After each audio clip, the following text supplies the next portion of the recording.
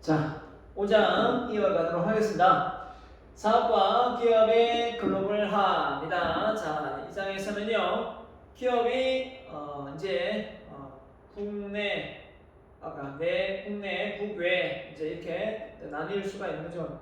기업을 이제 환경을 더 폭넓게 이해하고 이제 가야 경영을 또 잘할 수 있기 때문에 이제 글로벌화까지 이제 확장해서 배워보도록 하겠습니다. 글로벌화의 의미가 뭔가, 그 다음에 글로벌화의 글씨적인 요인, 그 다음에 글로벌화의 주요 현상, 그 다음에 사업과 기업의 글로벌화, 글로벌 경영의 촉진 요인, 자, 이런 걸 보도록 하겠습니다. 네 번째, 글로벌화에 대한 논쟁. 자, 왜 논쟁이 생기겠습니까? 글로벌화되다 보면 그 나라의 어떤 고유의 문화 같은 게 어떻게 되겠습니까? 없어질 수도 있겠죠. 서양의 유럽의 어떤 다양한 어떤 문화를 접할 수는 있지만 오히려 그 역효과가 일어날 수도 있는 부분이 있습니다. 자, 그래서 글로벌 시장에 대한 경영 이렇게 해서 마무리 짓도록 하겠습니다. 내용이 짧으니까요. 한번 간단히 보겠습니다. 자, 미래 예측이 어려운 책이 나오는데요. 어떻게 극복할 수 있을까요? 하면서 찰스 다윈이 말했습니다. 뭐라고 했냐면 최후까지 살아남는 사람은 가장 힘이 센 사람이나 영리한 사람들이 아니라 변화에 가장 민감한 사람들이다 라는 말을 했습니다. 이게 무슨 말일까요? 결국은 힘이 세다, 영리한, 머리가 좋다, 이것도 물론 나쁘지 않겠지만 변화를 하지 않으면 살아남을 수 없다. 사람이든 기업이든 일자리가 있겠죠. 사람은. 기업은 어떻게 되거나 없어지겠죠. 사라지겠죠. 그래서 포춘지 500대 기업 하면 한 10년, 20년 주기를 하다 보면 기업이 막 순위가 바뀌는 건 기본이요. 없어지는 기업도 많습니다. 대기업이라 해서 무조건 안정적이고 영속적인 기업, 계속적인 기업이라고 생각하면 곤란합니다. 자, 그만큼 세계가 지금 빠르게 움직이고 있고 이 빠른 시대적인 어떤 혁명 시대에 글로벌 시대에 발맞춰 나가지 못한다면 그 조직은, 그 기업은 결국은 없어진다라는 걸 이야기하고 있는 겁니다. 자, 그래서 변화에 대해서 한번 이야기해 보고자 합니다. 변화. 자, 여러분은 변화를 좋아합니까? 변화 싫어하죠? 왜 변화를 싫어합니까? 변화는 고통이고 어려움입니다. 왜냐하면 우리는 변화를 싫어하게 되어 있어요. 왜냐하면 오죽했으면 반복적인 걸 습관화시켜 놨겠습니까? 습관화되면 그만큼 에너지를 덜 소모하거든요. 그만큼 우리가 습성적으로 몸 자체가 반복되는 거는 습관화시켜서 에너지를 덜 쓰게 만드는데 새로운 거, 색다른 도전 이걸 한다는 것 자체가 변화에 상당한 부담이 될 수밖에 없는 거죠. 자, 그래서 인간은 원래 변화에 익숙하지 않은 동물이다 이렇게 보면 되겠고요. 자, 두 번째는 변화는 고통과 아픔을 수반한다. 맞죠? 변화는 고통과 아픔을 수반하기 때문에 사람들이 잘 변하려고 하지 않는다. 이렇게 보면 되겠습니다. 자, 세 번째는 변화는 시간을 요구한다. 자, 하루아침에 딱 모든 조직 구성원들이 그 CEO가 원하는 대로 아니면 전체 목표대로 이렇게 변화가 빠르게 일어났으면 좋겠습니다만은 그게 쉽지 않습니다. 그죠? 조직 문화가 빨리 바뀌는 것 자체가 어렵지 않습니까? 문화라는 게 금방 이렇게 습득도 어렵지만 그 습득된다 하더라도 다 전체적으로 이렇게 문화를 바꾸기는 어려운 거거든요. 자, 그래서 이런 시간의 요구를 감지하고 또 관리하는 측면에서 시간을 줘야 됩니다. 구성원들이 변할 수 있는. 근데 너무 빨리 바뀌지 않는다고 계속 독촉하거나 강요를 한다면 결국은 직원들은 그만두거나 아니면 달려들겠죠. 자, 변화에 대한 조직의 관성이다. 그래서 결국은 하던 대로 하려고 하는 그런 습관이 있기 때문에 잘 안 된다 이거죠. 핵심 변화 요소에 대한 공감대 변화가 조직 내에 형성되지 않기 때문이다. 그래서 그 변화를 시도하는 쪽과 변화를 싫어하는 이런 부류가 있겠죠. 그래서 우리는 뭐 정치로 봐도 그런 말 하잖아요. 비주류 뭐 이렇게 표현하는데, 자, 변화를 좋아하지는 않습니다. 변화를 좋아하지는 않지만 변화해야 된다고 생각한다면 공감대를 형성하는 쪽으로 맞춰줘야 됩니다. 그죠? 그래야만 살아남기 때문에, 조직도 살아남아야 내가 그 조직에 머물러 있을 수 있잖아요. 그죠? 그래서 교수로서 가르치는 입장에서 변화는 교재를 바꾸는 것이고, 맞죠? 변화는 기존에 가르쳤던 교재를 그대로 계속 가르치면 좋긴 하지만 그게 내용을 또 추가하고 지금 아마 다음 학기 되면 이제 지금까지도 썼던 교재 한 두 학기 썼는데요, 바뀔 것 같습니다. 자, 바뀌어야 됩니다. 그래서 더 좋은 교재를 또 지금 섭외 중에 또 공부를 하고 있고요. 자, 이렇게 바뀌고 있습니다. 그 바뀌는 변화 속에서 사실 스트레스는 제가 받습니다. 그냥 기존대로 계속 하면 되는데, 근데 변화를 안 할래 안 할 수가 없는 상황이죠. 지금의 책 교재 자체가 산업 1차 산업, 2차 산업, 3차 산업, 4차 산업에 걸맞는 경영학의 어떤 이론이 많이 바뀌고 있습니다. 소비자는 단순히 뭐라 했습니까? 그냥 제품과 서비스를 사용하는, 돈을 내고 사용하는 쪽이 아니라 프로슈머가 되거든요. 프로슈머.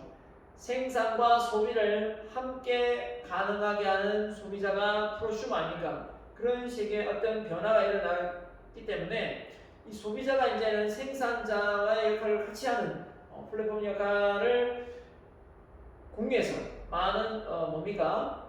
제품과 서비스를 이렇게 또 연결고리 역할을 할 수 있는 부분이 많습니다. 그래서 그 플랫폼 사업을 하면서 뭡니까? 다시 그 수수료를 이윤을 내는 이런 역할을 하기 때문에 결국은 모든 소비자의 힘이, 파워가 그만큼 세졌어요. 자, 그래서 생산하는 사람은 많고 소비자는 한정되어 있기 때문에 서로 경쟁이 될 수밖에 없는 건 사실이죠. 자, 그래서 변화를 갈망하지만 그 방법론이 부적절하기 때문이다. 그래서 그 방법이 다르다면, 틀렸다면 결국은 변화가 잘 일어나지 않겠죠. 올바른 변화. 그래서 삼성이 되었다면 현대자동차가 그 조직 문화가 완전히 다른데 그걸 가져와서 삼성처럼 해라 라고 한다면 역시 안 될 겁니다. 현대가 한다고 해서 삼성의 그 시스템을 또 들고 가면 또 안 맞을 거예요. 그렇기 때문에 그 회사에 걸맞는 그런 시스템과 이 프로세스를 가동을 시켜야 되는 건 맞는 것 같고요. 자, 그래서 변화는 믿져봐야 먼저이다. 이런 말을 우리가 많이 하다 보니까 변화가 어려운 것 같습니다. 하지만 이 강의를 듣는 여러분은 이제는 시대를 발맞춰 나아가기 위해서 여러분이 앞장서서 변화에 둔감하지 않고 변화에 앞장서가는 사람이 되었으면 좋겠네요. 자, 얘가 나옵니다. 얘가 나오는데 책은 없습니다. 그죠? 코닥이 지난 시간에 한번 얘기를 했는지 모르겠네요. 얘를 코닥이 사실 필름으로서는 상당히 80년대에 상당히 많은 수익을 내는 그런 회사였습니다. 근데 이 코닥이 디지털 카메라를 만들었는데 이 전략적인 부분에서 분명히 디지털 시장이 뜰 거다 알고 있었는데 이걸 놓쳤어요. 왜 놓쳤냐? 워낙 이 필름 시장이 잘 되고 있었기 때문에 설마 그렇게 빨리 변화가 될까라는 생각에 빨리 시장을 진출해 내지 못했어요. 그래서 소니나 캐논이나 휴지 이런 쪽보다 뭡니까? 경쟁사보다 많이 늦었죠. 자, 그래서 왜 코닥이 실패했는가? 이렇게 보면 시대를 꿰뚫는 통찰력 부족과 과거의 정체성, 워낙 필름이 잘 팔리고 했기 때문에 그렇게 빨리 바뀌지 않을 것이다 라는 어떤 예측을 했던 것 같아요. 그래서 과거의 기술과 비즈니스 모델에 집착을 했기 때문에 과거에 열어낸 거죠. 연연했습니다. 그래서 소비자의 사진 사용 패턴이 완전히 바뀌었습니다. 그죠? 디지털화되면서 현상을 하지 않죠. 현상을 하지 않고 그대로 그냥 전송만 해서 어디에 플랫폼, 뭐 페이스북이나 블로그나 카페나 이렇게 올려서 서로 공유하죠. 뽑아서 이렇게 인화해서 쓰는 게 아니고, 그죠? 이런 어떤 소비자의 패턴을 읽어내지 못했고, 그 다음에 시장에 기반한 다각화로, 내부 핵심 역량에 기반한 다각화로 실패를 했다. 자, 이렇게 보는 겁니다. 결국 이 잘 나가는 회사도 이 시대 변화에 앞서가지 못하고 분명히 앞서가는 기술력을 보유했음에도 불구하고 그 예측을 잘 못하는 바람에 결국은 나중에 어떻게 됐습니까? 법적인 어떤 그죠? 지원을 받는 정부의 지원을 받는 공적 자금을 투입해서 지원을 받는 그런 상황까지 가죠. 자, 미래 예측 어려움입니다. 어떻게 극복할 수 있을까요? 했는데요. 자, 경영학의 아버지인 피터 드루크가 뭐랬습니까? 미래를 예측하는 가장 훌륭한 방법은 바로 직접 미래를 만드는 것이다. 자, 이 정도의 어떤 말을 할 정도면 그만큼 미래를 예측하기 힘드니 당신이 미래를 한번 당신이 원하는 방식대로 한번 만들어봐라 라는 어떤 의미로 저는 받아들여지는데요. 그래서 그만큼 우리가 예측 불허한 상황을 우리가 잘 알 수 있을 것 같습니다. 자, 그럼 다시 이제 본교재를 가보겠습니다.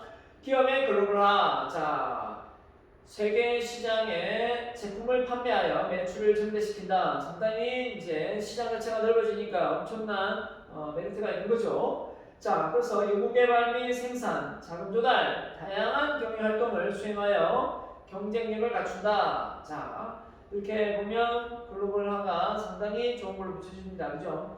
해외 시장 진출 시 진입 규제, 장벽의 완화, 해외 시장 진출 가속화. 자, 그래서 이 무역 장벽을 관세를 낮춤으로 해서 다양한 제품을 수입 수출할 수 있는 그런 FTA 협정을 우리가 많이 맺고 있습니다.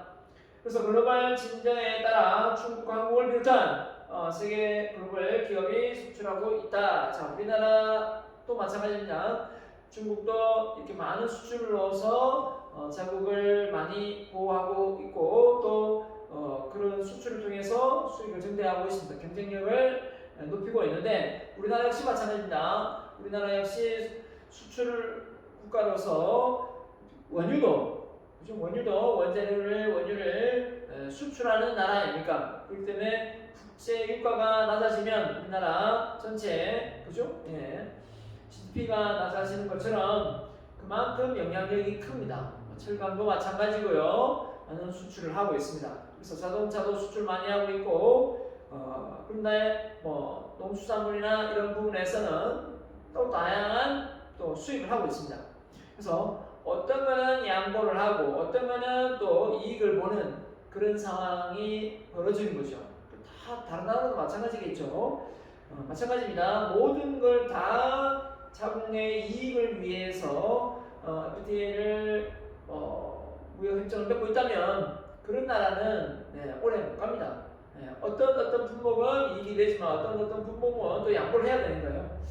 자, 그래서 이제 교습이 일어나는 건데, 자, 글로벌화에 보면 글로벌 기업이 500대 기업 중에 자 가장 포춘지 글로벌 500대 기업 중에 많은 기업이 미국, 중국, 바짝 지금 따라오고 있습니다. 일본, 프랑스, 자, 대한민국이 15개, 2017년 전입니다. 15개 정도 됩니다. 네덜란드, 스위스. 자, 이 정도로 놓고 봐도, 자, 글로벌 기업이 많다는 것은 그만큼 대기업이 많다. 이걸 보고요. 그 기업의 이미지가 전 세계적으로 널리 퍼져 있다라는 겁니다. 퍼져 있다라는 거죠. 그러면 그 나라는 몰라도 그 제품을 잘 아는 경우도 흔하게 많습니다. 그래서 삼성은 잘 몰라도 애니콜 이건 알고 있는 경우도 많고요. 대한민국은 몰라도 삼성은 아는 경우도 많고요. 여러 가지가 있습니다. 그죠? 자, 그래서 뭐 대한민국은 몰라도 제네시스는 알 수도 있는 거고요. 그죠? 그래서 우리나라 글로벌 순위에서 이제 보면 삼성이 자 지금부터 앞에 순위가 있었던 15나라인데 그 중에서 1위가 삼성전자죠. SK홀딩스, 현대자동차, 포스코, LG주 이렇게 있습니다. 자, 그래서 어떻게 보면 여러분이 만약에 주식을 투자한다라고 보면 우량주를 사야 되겠다. 그러면 글로벌화되어 있는 기업이 우량 기업이죠. 자, 우량 기업들은 국민연금이나 이 공단에 많이 투자를 받습니다. 그렇기 때문에 좀 더 안정적이죠. 일반 저평가된 주가보다 그죠? 자, 그래서 여러분도 이런 걸 알고 이런 만약에 주식 투자를 한다면 하면 좋겠네요. 그죠? 자, 그런데 이 순위는 어떻습니까? 만약에 이 큰 대기업들이 만약에 문제가 생긴다라고 보면 결국은 그 나라의 이미지조차 문제가 된다라고 볼 수 있는 거고 여기에 이 대기업들이 망한다라고 본다면 대한민국이 망한다라고 볼 수 있을 정도입니다. 그만큼 기업의 경쟁력이 국가의 경쟁력이 되는 겁니다. 자, 그런 시대가 바로 펼쳐진 거죠. 그러면 기업이 사회에 엄청난 영향력을 주고 있는 건 사실입니다. 맞죠? 그렇기 때문에 내가 법인기업으로서 내 회사만 잘 경영하면 됐지 뭘 더 신경 써야 되느냐라고 말할 게 아니라 이 기업 자체가 글로벌화되어 있다 보니까 기업의 이미지가 국가의 이미지가 된다면 훨씬 더 윤리적으로 도덕적으로 어긋남이 없이 사회적 책임 맞죠? 바로 자선 사업을 잘해서 국가의 브랜드 가치가 올라가는 수 있는 방법 바로 기업의 사회적 기여가 국가의 사회 발전에 기여할 수 있는 나라가 우리 대한민국이 더 빛날 수 있는 부분이 한 일개의 기업이 더 윤리적으로 도덕적으로 어긋남이 없어야 된다 저는 생각합니다. 이렇게 자 글로벌화의 글씨적인 요인입니다. 자 그래서 왜 일어나느냐 글씨적으로 관세 무역에 관한 일반 협정이 어떻게 됐습니까? 같은데요. 자 체결되면서 국제무역기구 WTO 자 국제무역과의 투자 여건을 더 자유화시키기 위한 노력의 결과로 시장의 글로벌화, 생산의 글로벌화가 촉진되고 있다라고 보면 됩니다. 그래서 무역 장벽의 감소와 무역과 투자에 대한 규제가 완화되면서 더 가속화되고 있다라고 보면 되겠습니다. 자, 그래서 국가적으로 처음에는 이제 보호무역주의를 하다가 결국은 그 자유무역으로 이렇게 펼쳐졌습니다. 그러다가 다시 지금 최근에 다시 보호무역주의로 이제 좀 이렇게 돌아서는 단계에 있지 않나라는 생각을 합니다. 처음에는 무조건 외국의 어떤 수출을 위주로 하고 수입을 좀 차단해서 자국에 있는 그 기업을 보호하는 쪽이었다면 이제는 FTA 협정을 통해서 서로가 양보하고 아까 말씀드린 대로 또 손해보고 또 이익을 볼 건 이 분야별로 볼 수 있는 부분 아닙니까? 그래서 많이 그런됐던 게 우리나라 같은 경우 미국과의 FTA 협정 맺으면서 쇠고기죠, 쇠고기의 어떤 수입 측면에서 우리 한우 농가의 어떤 지원 이거 하고요. 또 쌀 이런 부분이었겠죠. 자, 그래서 외국의 많은 어떤 곡물, 자 이런 거 밀가루나 이런 부분에서 우리가 많이 힘들었죠. 그래서 너무 싸게 들어오니까 그래서 우리나라의 밀 생산이 거의 없어진 거죠. 왜냐하면 워낙 싸게 들어오는데 생산해서 오히려 손해를 보는 거죠. 포도농사 역시 마찬가지 외국에 있는 싼 포도가 들어오면서 칠레산 포도가 들어오면서 또 더 당도도 세고 하다 보면 또 계속 포도밭이 줄어들게 되고 이렇게 되는 거죠. 자, 근데 또 이익을 보는 건 뭡니까? 이런 철강이나 뭐가 있습니까? 자동차 이런 쪽은 또 강세를 보이고 있어서 수출을 통해서 자국의 이익을 도모하고 있습니다. 자, 이 보호무역주의가 이제 대표적인 게 리쇼링인데요. 말 그대로 국가가 이제 자국을 이제 나가 있던 기업을 불러들이는 거죠. 그러면서 공장을 부지를 싸게 빌려주겠다, 또 뭡니까? 법인세를 인하시켜 주겠다. 뭐 이런 어떤 정책을 펼치면서 결국은 일자리 창출을 유도하는 게 바로 이제 이 부분인데 이걸 누가 많이 시도했냐면 바로 트럼프였어요. 트럼프.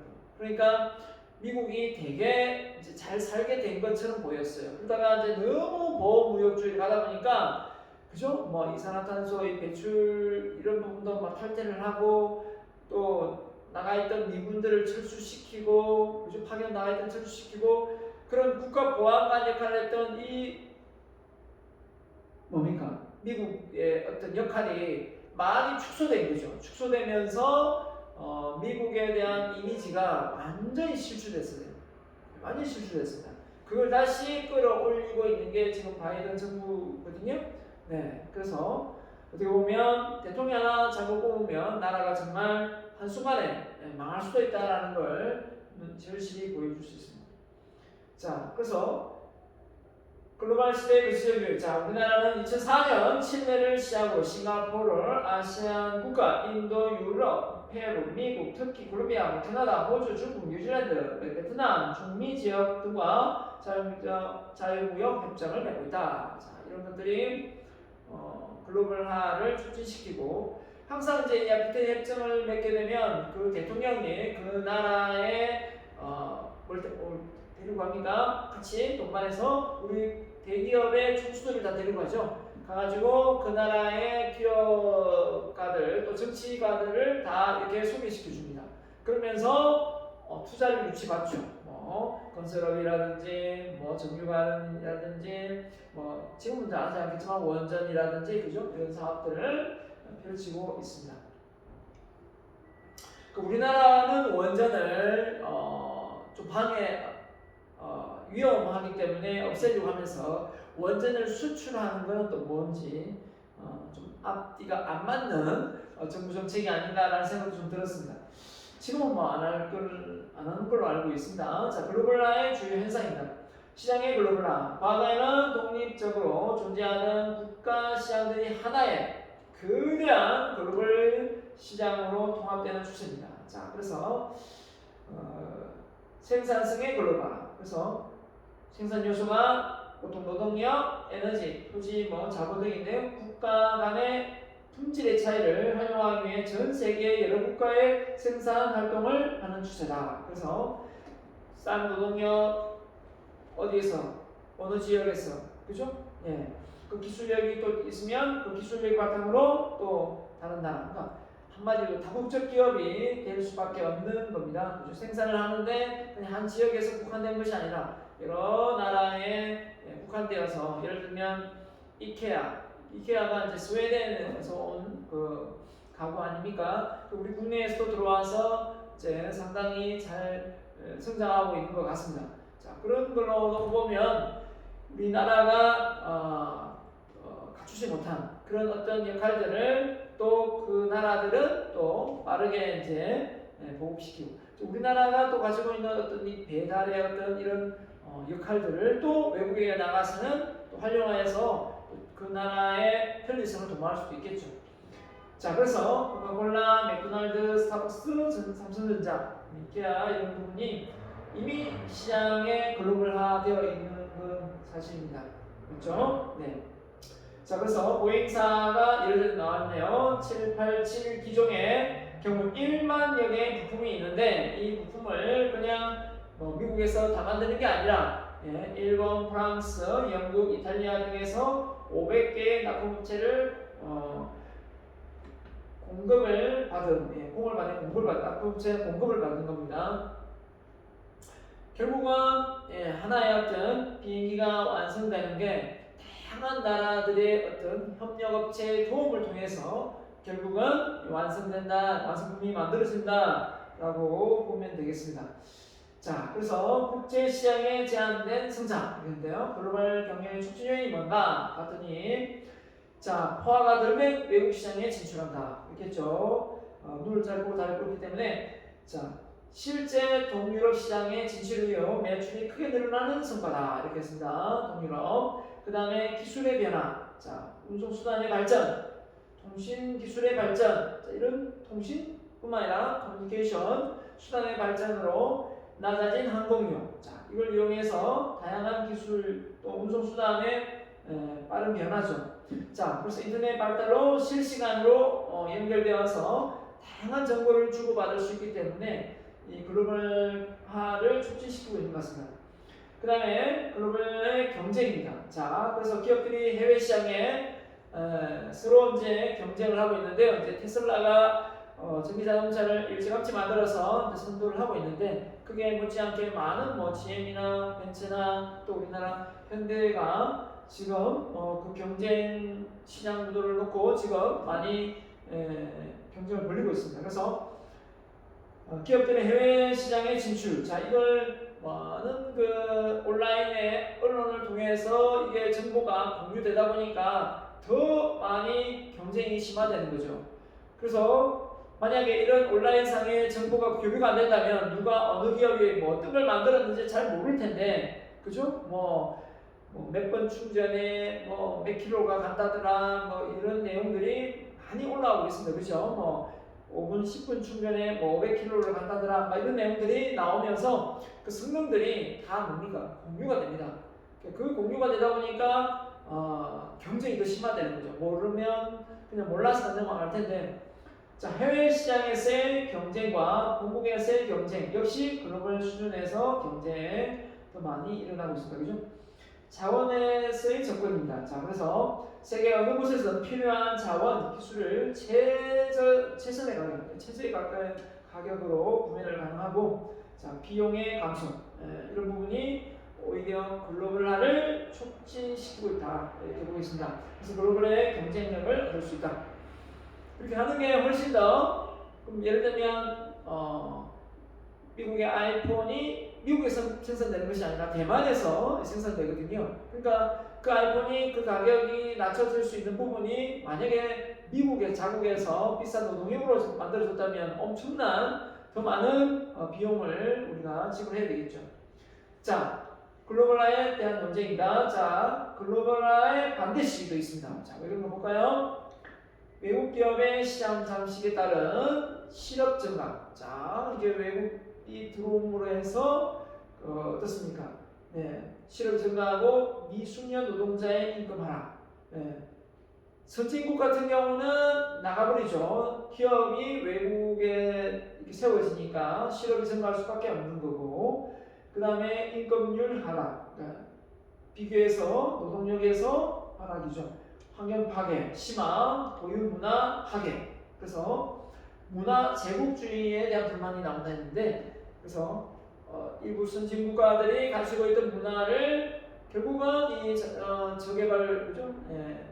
저개발 국가, 이 개도국의 문화를 완전히 통째로 바꿔놓는 경우도 많습니다. 자, 그래서 일자리, 부유한 선진국의 생산 일자리가 감소한다. 그래서 해외 선진국들의 앞다투어 중국 공장을 이전한다. 그래서 선진국의 생산직 일자리가 감소한다. 이렇게 되겠고요. 자, 그 다음에 환경과 노동 정책입니다. 자, 자유무역을 허용하면 환경보호와 노동자의 보호에 대한 규제가 약한 개도국이죠. 개발도상국 같으면 생산시설을 이전시켜 노동자의 인권을 유린하고 환경을 파괴할 것이다. 그래서 힘이 약한 이 노동자들의 인권이 보장되지 않을 수도 있다라는 거죠. 인권 착취죠. 노동 착취입니다. 자, 국가의 주권입니다.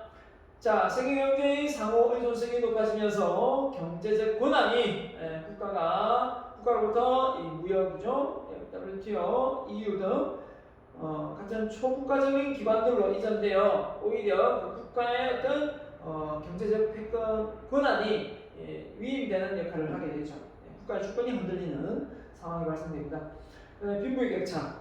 자, 그래서 부자 국가하고 가난한 국가가 서로 모르면 그냥 몰랐을 텐데, 이제 자국에 들어오면서 그 나라에 대해서 알게 되고 그 나라가 얼마나 또 잘 사는지 못 사는지 알게 되죠.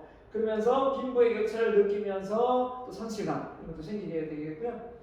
자, 그렇지만 자 이거를 또 잘 해 나가기 위해서는 어떻게 되겠습니까? 이 글로벌 시장에 경영을 잘 해 나가기 위해서는 이런 해외 시장에 잘 공략해야 되겠죠. 그래서 어떻게 하면 잘 통제하고 위험을 좀 더 감소하고 전체적인 어떤 수익의 어떤 양을 늘려갈 것인가 라고 봤을 때, 자, 이쪽으로 가면 이제 좀 리스크가 큰 거고요. 이쪽으로 가면 리스크가 감소되는데, 자, 그래서 해외 직접 투자 위험하죠, 그죠? 자, 그 다음에 합작 투자 좀 낮죠. 전략적 제휴를 하거나 합작 투자를 하면 리스크가 그만큼 낮아질 겁니다.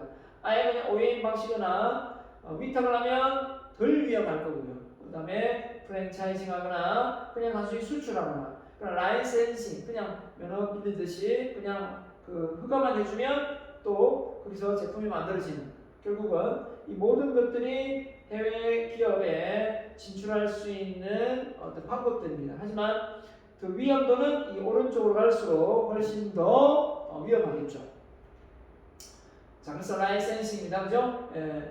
어떤 기업이 다른 해외 기업에 돈을 받고, 그죠? 돈을 받고 상품을 생산할 수 있도록 허가를 내주는 겁니다. 자, 그래서 일반적으로 자국의 시장에 얻을 수 없는 추가적인 수익을 얻을 수 있기 때문에 상당히 메리트가 있습니다. 그래서 상품을 생산하고 마케팅하는 과정에서 적은 비용을 지출한다라고 했습니다. 수출은 잘 알 거고요. 이 수출 지원 센터를 통해서 다양한 수출 지원 센터, 수출 무역 센터에서 바람직한 수출 관계 구축으로 다른 기업과 협상하는 일을 도와주게 되겠습니다. 그래서 결국은 그 해외의 판로가 개척될 수 있도록 구매자와 판매자의 연결고리 역할을 이런 수출 지원 센터, 무역 센터가 하게 되는 겁니다. 자, 그래서 글로벌 시장에 진입하는 과정에 필요한 어떤 서비스, 물류나 세관이나 이런 어떤 부분에 대해서 많이 도움을 받을 수 있겠죠. 자, 그 다음에 프랜차이즈입니다. 프랜차이즈 말 그대로 좋은 비즈니스 아이디어를 가진 사람이 특정 지역에 우리나라의 맥도날드 다 프랜차이즈 아닙니까? 자, 고객을 대상으로 사전에 고안된 방식을 통해 자신의 비즈니스 이름을 사용하여 제품이나 서비스를 사용할 권리를 다른 사람에게 판매한다라는 겁니다. 그래서 우리나라 기업도 외국에 많은 프랜차이즈 사업을 진행하고 있습니다. 자, 그래서 프랜차이즈를 딱 두 가지로 나뉘죠. 프랜차이지와 프랜차이즈입니다. 프랜차이즈. 자, 프랜차이즈의 본사죠. 프랜차이즈, 여기가 본문이에요. 프랜차이즈하고 가명을 프랜차이지라 합니다. 프랜차이즈를. 그래서 프랜차이즈에서 프랜차이즈한테 뭘 주느냐 볼게요. 뭘 줄까요? 바로 상호나 특 상품이나 마케팅이나 브랜드를 노하우를 다 전수를 하죠. 프랜차이즈한테 주죠. 그러면 프랜차이즈는 프랜차이저한테 뭐 줍니까? 바로 보증금이나 가맹비나 로얄티를 주게 됩니다. 그래서 이 프랜차이즈가 어떻게 보면 되게 불리한 것처럼 보이지만 꼭 그렇지만은 않습니다. 이미 가맹 본부가 많다는 것은 그만큼 사업이 잘 된다는 것이고, 사업이 잘 된다는 것은 그만큼 안정적이라는 겁니다. 그렇기 때문에 굳이 창업을 해서 스스로 리스크를 안고 할 수도 있지만 이미 프랜차이즈 되어서 안정권에 들어있는 그런 사업 아이템을 같이 동참하는 거니까 그런 메리트가 있는 거죠. 그래서 보증금과 가맹비 로얄티는 꾸준히 이렇게 로얄티는 들어가야 됩니다. 보증금이나 가맹비는 초반에 들어갈 거고요. 자, 그 다음에 이제 얘가 맥도날드가 나오는데 맥도날드가 118개입니까? 국가에 3,400개. 와. 이렇게 많은 나라에 또 이렇게 많은 매장이 지금 운영되고 있습니다. 자, 그만큼 맥도날드가 시스템이 잘 가동되어지고 있다라고 보는 겁니다. 그렇으면 이 맥도날드에 들어가기 위해서 뭐냐? 맥도날드 햄버거 대학에는 경영진이 되기 원하는 많은 훌륭한 대학 졸업생들을 모집한다. 근데 경쟁률이 1000명 중에 단 8명만이 프로그램에 들어간다. 상당히 바늘구멍이네. 그죠? 그만큼 들어가기가 어렵다라고 보면 되겠습니다. 그 다음에 위탁제조. 자, 위탁제조 이제 말 그대로 외국의 상품에 자사의 독자적인 브랜드나 이름을 상표를 그냥 붙여서 판매를 하게끔 하는 거죠. 자, 이게 이제 아웃소싱인데 나이키가 제조업이 없잖아요. 그래서 OEM 방식으로 생산을 하고 나이키 마크만 붙이는데 그런 것은 똑같습니다. 자, 기업의 공장 설립과 같은 과중한 진입 비용에 따른 부담을 주지 않고, 맞죠? 제조업을 직접 하지 않아도 되기 때문에 새로운 시장을 경험할 기회를 제공한다.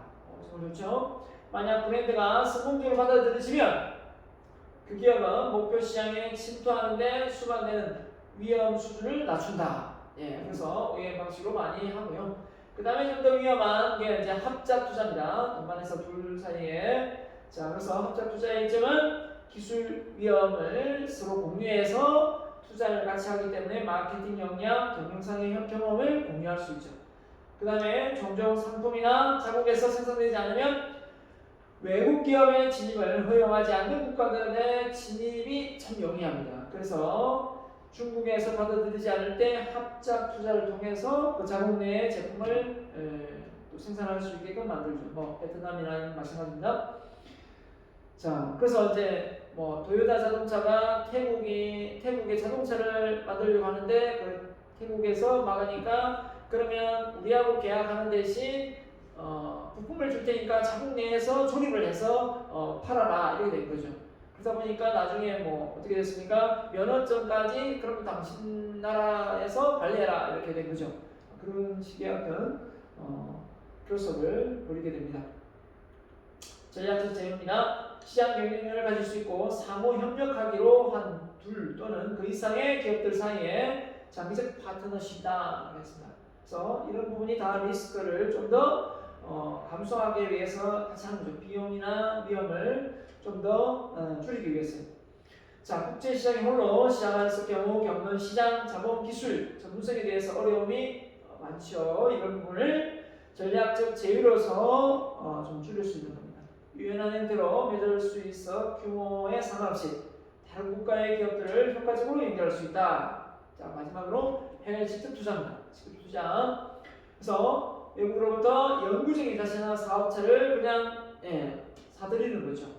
이거는 상당히 위험이 있습니다. 해외 시장 만들고 자, 이걸 해야 되기 때문에 그래서 장점은 모 기업이 소유한 어떤 기술이나 경험도 완벽하게 통제하거나 관리되어질 수 있죠.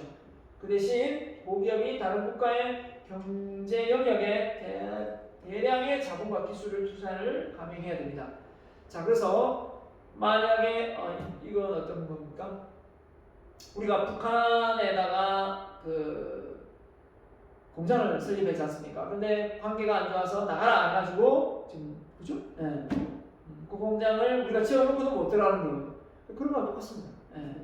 니들 사람 따로 있죠, 그죠? 자, 근데 외국들은 뭐 그렇게까지는 하지 않지만 이게 공산 국가들은 충분히 개성 우리나라 북한의 개성공단처럼 그렇게 되는 경우는 잘 없습니다. 하지만 실제 우리가 경험을 하고 나니까 우리가 실감하게 되는 겁니다. 자, 그래서 전략적 글로벌화, 산업의 글로벌화를 절충해서 잘 해나가자라는 시장에 대한 부분입니다. 자, 여기까지 하고요. 이어서 다음에 제 6장 강의를 이어가도록 하겠습니다. 여기까지 하겠습니다.